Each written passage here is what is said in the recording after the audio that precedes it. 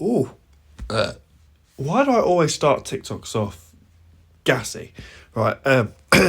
DMs. Third is Partey.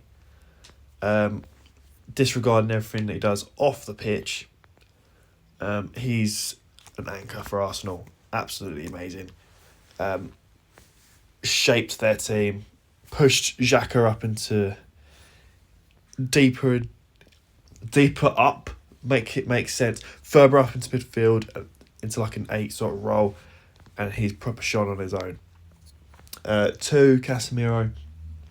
I think the only thing that makes him second and not first is because of he's just being rash and his decision making isn't the best and keeps getting sent off, etc., etc. Same reason. Well, not the same reason. Another reason why Højbjerg's not there. It's just not on that level of consistency and his just positioning and off the ball is just not the greatest. That's why Højbjerg's not up there. But yeah, Casemiro second, and first we're going Rodri. He's the best CDM in the Prem, has been for the last 2-3 years. He was up there with Fabinho. Then Fabinho just fell off the face of the earth. Rodri. In box to box or an 8, I'm going. In third, I'm going Bruno Guimaraes. Changed Newcastle for the better. How they're in 5th right now, pushing for top 4 is crazy. He's the main statement of that team. 2, I'm going with Rodrigo Bentancur. He's just, we've seen it. We've been hit.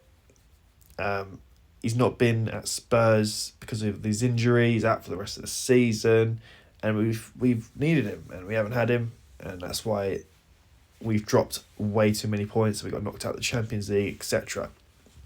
But number 1 is Bernardo Silva. I still think it's crazy that City play 10s as 8s and they get away with it. He's so silky, one of the best dribblers in Premier League history. The way he just sticks the ball to his foot like he's got PVA glue all up his side of his foot, bruv. It's crazy. And then attacking midfielders. Third is Bruno Fernandes. If he wasn't such a baby and such a bitch, he'd be higher up. You got to, when you're at an elite level, you have to really just like man up.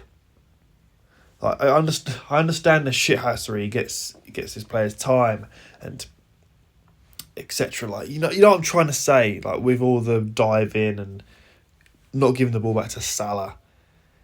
He aids his team, which is, you got to admire it as much as it is annoying. Second, I'm going Ødegaard. If this man had a world-class striker in front of him,